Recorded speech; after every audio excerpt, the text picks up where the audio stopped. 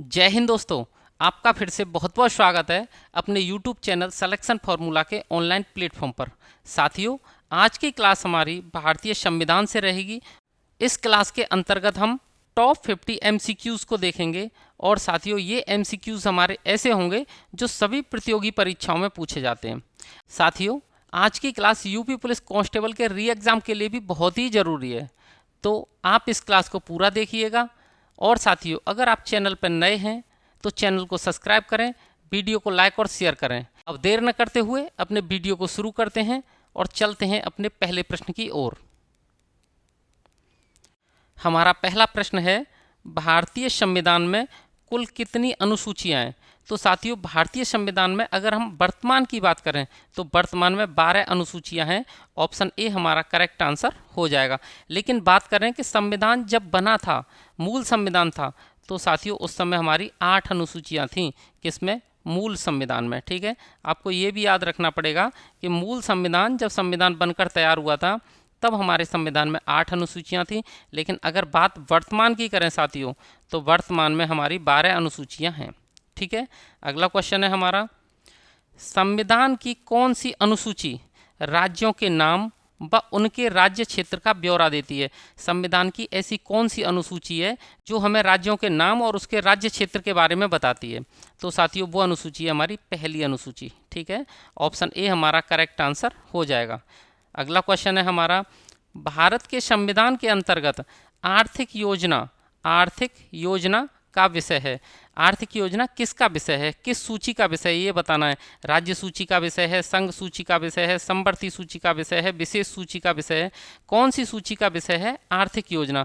तो साथियों जो आर्थिक योजना है वो समवर्ती सूची का विषय है। ठीक है, ऑप्शन सी हमारा करेक्ट आंसर हो जाएगा। तो साथियों जो आर्थिक योजनाएं ये समवर्ती सूची का विषय है और ये कौन सी अनुसूची में है? तो ये 7वीं अनुसूची में है। ठीक है, 7वीं अनुसूची में आपको देखने को मिलेगा, 7वीं अनुसूची, आप ये भी याद रखना।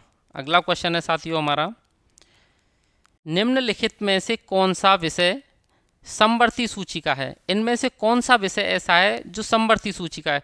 तो साथियों आपराधिक मामले, जो भी आपराधिक मामले होते हैं वो समवर्ती सूची का विषय होते हैं। ऑप्शन बी हमारा यहाँ करेक्ट आंसर हो जाएगा।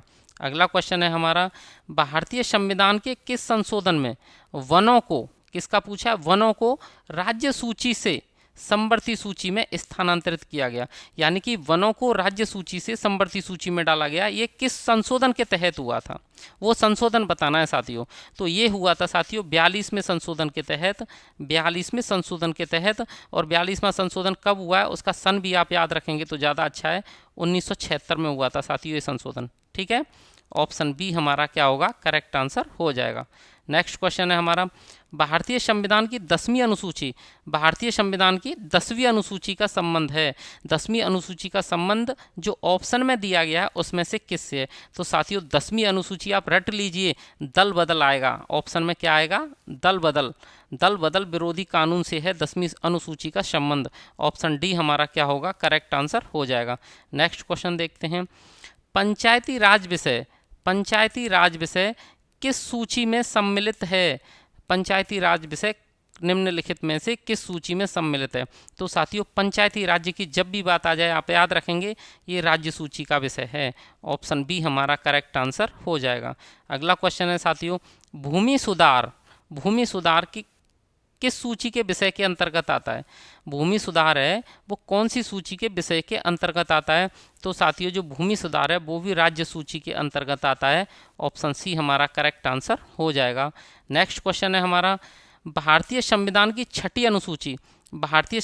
6ठी अनुसूची निम्नलिखित में से किन राज्यों के जनजातीय क्षेत्र के प्रशासन से संबंधित है? तो साथियों जो हमारी 6ठी अनुसूची है वो मेघालय, त्रिपुरा, मिजोरम, इन राज्यों के जनजातीय क्षेत्र के प्रशासन से संबंधित है। अगर आप याद कर सकें तो असम भी याद कर लेना, असम भी इसमें शामिल है। ठीक है, ऑप्शन बी हमारा करेक्ट आंसर हो जाएगा। नेक्स्ट क्वेश्चन है हमारा, भारत के संविधान की 11वीं अनुसूची की बात कर रहे हैं, उसमें कितने विषय हैं? साथियों जो हमारी 11वीं अनुसूची है, हमारे संविधान की जो 11वीं अनुसूची है उसमें 29 सब्जेक्ट हैं, 29 विषय हैं, 29 विषय हैं। ऑप्शन सी हमारा क्या होगा, करेक्ट आंसर हो जाएगा। अगला क्वेश्चन है हमारा, भारतीय संविधान के निर्माताओं का मत निम्नलिखित में से किस में प्रतिबिंबित होता है। इसका मतलब है कि जो भारतीय संविधान के निर्माता हैं उनके मत को कहाँ रखा गया है, तो साथियों उद्देशिका में। जो उद्देशिका है उसमें मत हैं साथियों, संविधान निर्माताओं के मत। ऑप्शन ए हमारा क्या होगा, यहाँ करेक्ट आंसर हो जाएगा। अगला क्वेश्चन है हमारा, भारतीय संविधान की प्रस्तावना में भारत को किस रूप में घोषित किया गया है। जो हमारी प्रस्तावना है उसमें भारत को किस रूप में घोषित किया गया है, तो साथियों आप याद कर लेना, एक सार्वभौम, समाजवादी, धर्मनिरपेक्ष, प्रजातांत्रिक गणतंत्र। प्रजातांत्रिक गणतंत्र ये रूप है साथियों संविधान की प्रस्तावना के अकॉर्डिंग भारत का। ऑप्शन सी हमारा क्या होगा, करेक्ट आंसर हो जाएगा। अगला क्वेश्चन है, संविधान की प्रस्तावना में धर्मनिरपेक्ष और समाजवादी ये जो दो शब्द हैं ये कब जोड़े गए, ये पूछा गया है। तो साथियों ये जोड़े गए थे 42वें संशोधन के द्वारा। ठीक है, ऑप्शन सी हमारा करेक्ट आंसर हो जाएगा। अगला क्वेश्चन है हमारा, भारतीय संविधान की उद्देशिका में संशोधन किया गया था। भारतीय संविधान की जो उद्देशिका है उसमें कब संशोधन किया गया था, तो साथियों वो भी 42वां संशोधन ही था। ठीक है, ऑप्शन सी हमारा क्या होगा, करेक्ट आंसर हो जाएगा।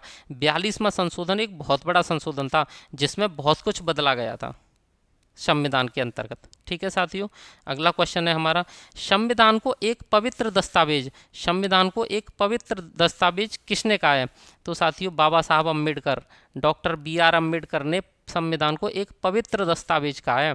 ऑप्शन ए हमारा यहाँ करेक्ट आंसर हो जाएगा। अगला क्वेश्चन है हमारा, निम्नलिखित में से कौन सी भारतीय संविधान की विशेषता, कौन सी भारतीय संविधान की विशेषता नहीं है।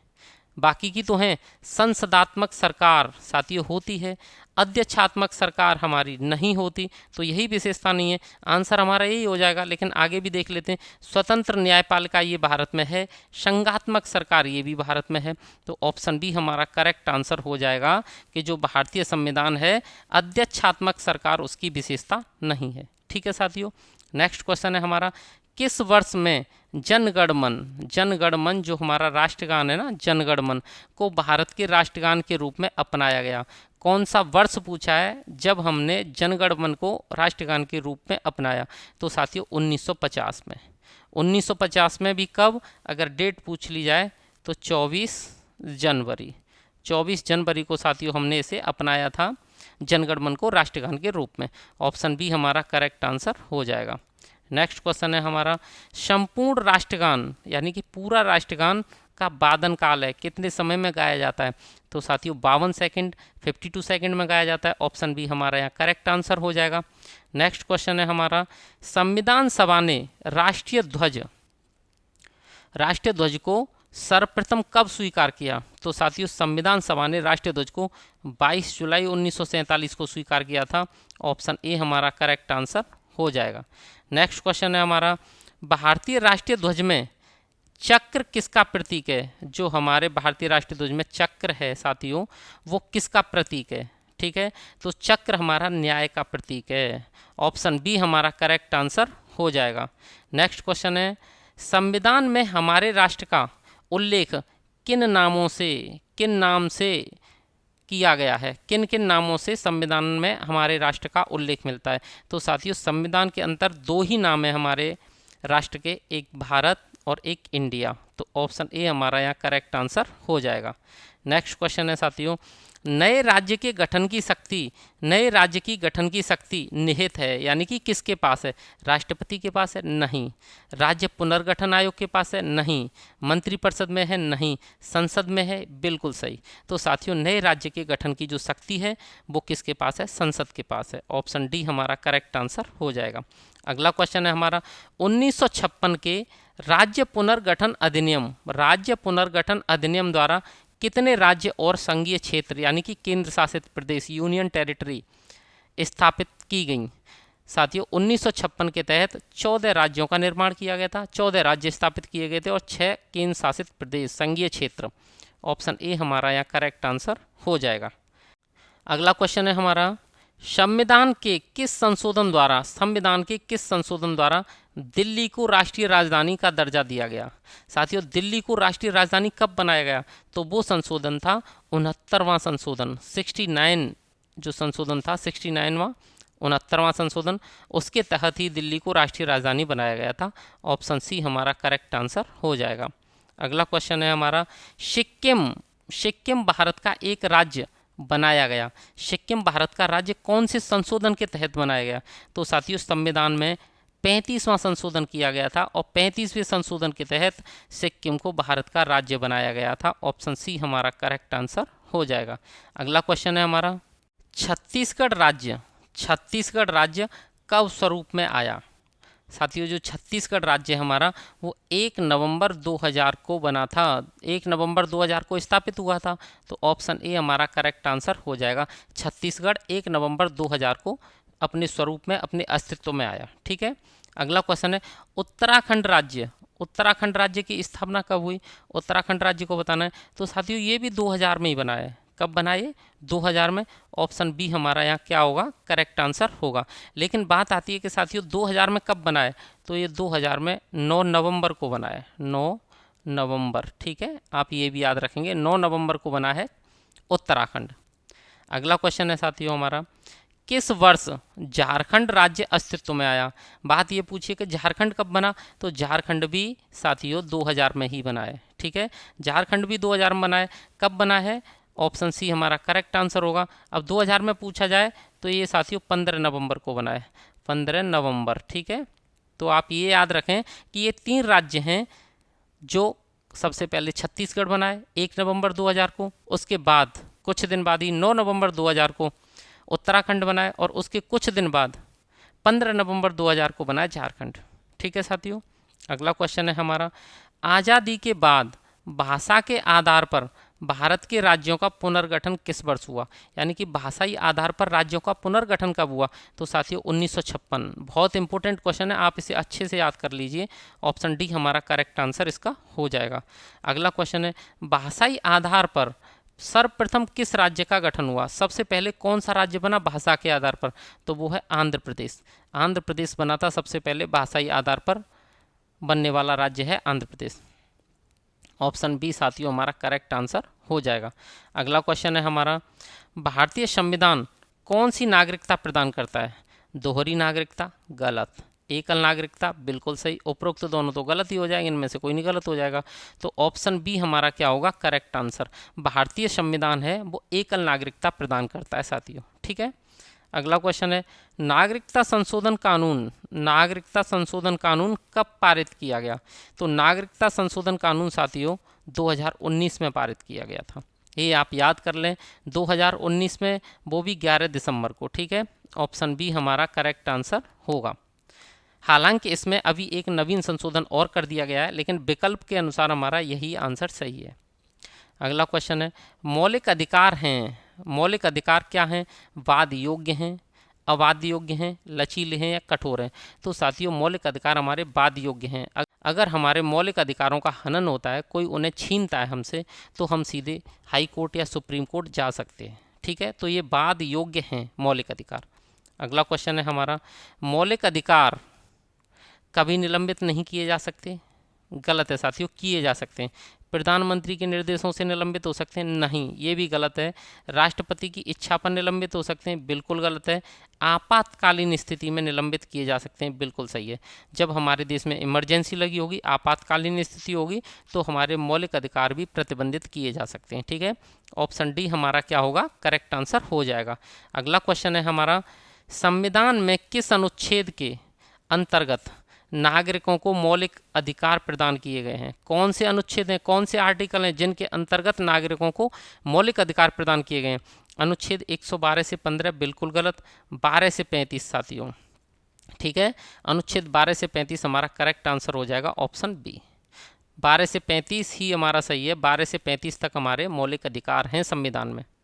अगला क्वेश्चन है साथियों हमारा, संविधान का कौन सा अनुच्छेद कानून के समक्ष समानता, कानून के समक्ष समानता? तो साथियों ऐसा जो हमारा आर्टिकल है वो है आर्टिकल 14। आर्टिकल 14 ये हमें कानून के समक्ष समानता और विधि का समान संरक्षण, ये अधिकार, ये प्रावधान है इसमें। ठीक है, ये अधिकार हमें प्रदान करता है अनुच्छेद 14। ऑप्शन डी हमारा क्या होगा? करेक्ट आंसर हो जाएगा।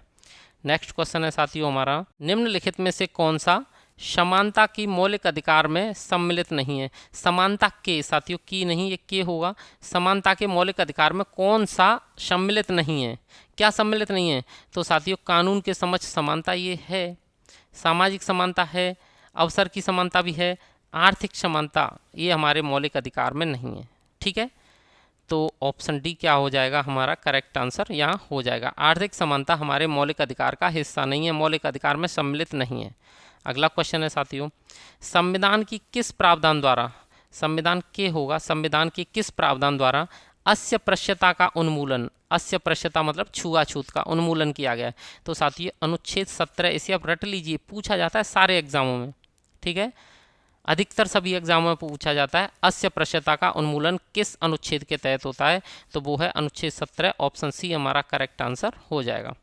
अगला क्वेश्चन है हमारा, संविधान के किस अनुच्छेद में भाषण एवं अभिव्यक्ति की स्वतंत्रता के मूल अधिकार का प्रावधान है? यानी कि संविधान का कौन सा ऐसा अनुच्छेद है जो हमें भाषण एवं अभिव्यक्ति की स्वतंत्रता प्रदान करता है?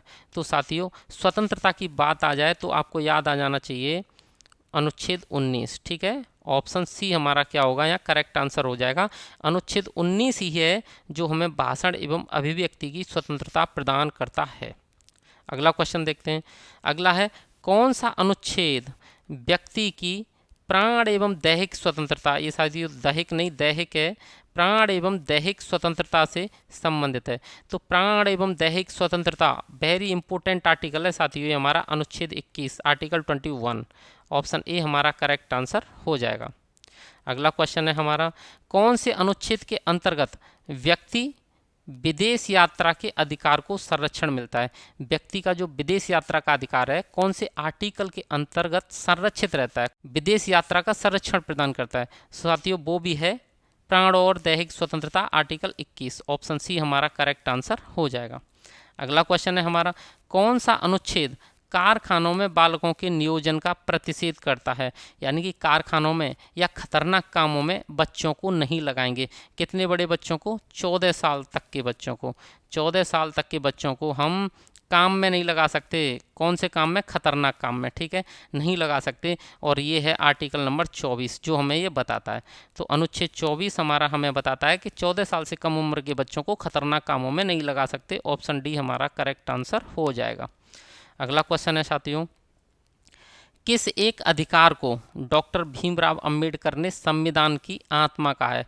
कौन से मौलिक अधिकार को भीमराव अंबेडकर ने संविधान की आत्मा कहा है? तो साथियों वो है संवैधानिक उपचार का अधिकार आर्टिकल नंबर 32। ठीक है, संवैधानिक उपचार का अधिकार आर्टिकल नंबर 32, ऑप्शन डी हमारा क्या होगा करेक्ट आंसर।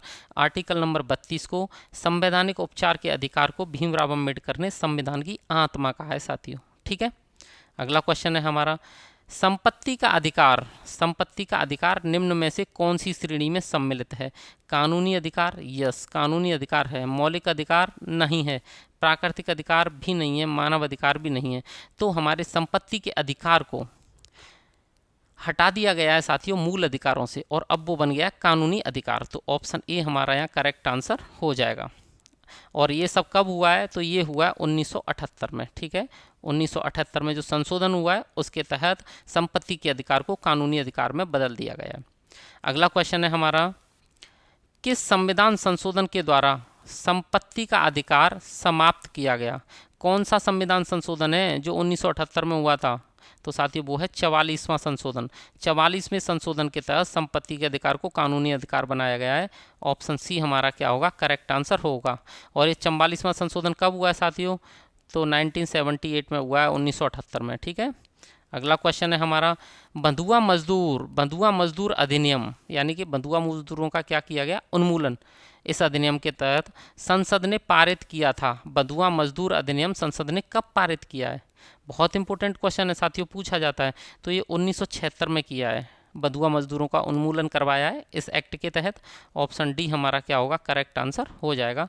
अगला क्वेश्चन है हमारा, किस वाद ने संसद को मौलिक अधिकारों में संशोधन का अधिकार दिया? साथियों ऐसा कौन सा वाद है जिसने संसद को मौलिक अधिकारों में भी संशोधन का अधिकार दिलवा दिया है? तो वो वाद है साथियों केशवानंद भारती वाद। और इस वाद से पहले मौलिक अधिकारों में कोई संशोधन नहीं किया जा सकता था, लेकिन अब किया जा सकता है। ठीक है, ऑप्शन ए हमारा करेक्ट आंसर हो जाएगा। अगला क्वेश्चन है हमारा, निम्नलिखित में से कौन सा सही सुमेलित नहीं है। सही सुमेलित हैं 3, एक नहीं है साथियों। तो अस्य प्रस्यता का अंत हमने देख लिया, आर्टिकल 17, ये बिल्कुल सही है। कुछ दशाओं में गिरफ्तारी एवं निरोध से संरक्षण, ये लिखा है अनुच्छेद 23, तो साथियों ये गलत है, ये होता है किसमें, 22 में। तो हमारा यही सही हो जाएगा, ऑप्शन बी। आगे देख लेते हैं, धर्म की स्वतंत्रता, ये अनुच्छेद 25 में है, बिल्कुल सही है। अल्पसंख्यकों के हितों का संरक्षण अनुच्छेद 29 में है, ये भी बिल्कुल सही है। तो हमारा आंसर हो जाएगा ऑप्शन बी। ठीक है, ऑप्शन बी अनुच्छेद 22 में है, गिरफ्तारी से संरक्षण, कुछ दशाओं में गिरफ्तारी से संरक्षण, ये 23 में नहीं है, 22 में है। और यही हमें देखना था कौन सा सुमेलित नहीं है। अगला क्वेश्चन है साथियों हमारा, निम्नलिखित में से किसी एक को नागरिकों के मौलिक अधिकारों का रक्षक माना जाता है। माना जाता है, किसको माना जाता है साथियों? मौलिक अधिकारों का रक्षक संसद को नहीं माना जाता, महान्यायवादी को नहीं माना जाता, उच्चतम न्यायालय यानी कि सुप्रीम कोर्ट को माना जाता है, राष्ट्रपति को नहीं माना जाता। तो अगर हमारे मौलिक अधिकारों का कोई हनन करता है तो रक्षक के रूप में कौन काम करेगा? हाई कोर्ट और सुप्रीम कोर्ट। ऑप्शन में क्या दिया है? सुप्रीम कोर्ट, तो ऑप्शन सी हमारा करेक्ट आंसर हो जाएगा। अगला क्वेश्चन है हमारा, भारतीय संविधान के अनुच्छेद 25 का संबंध किससे है? 25 का संबंध किससे है साथियों? समानता के अधिकार से बिल्कुल गलत, संपत्ति के अधिकार से गलत, अल्पसंख्यकों की सुरक्षा के अधिकार से गलत, ये 29 है साथियों।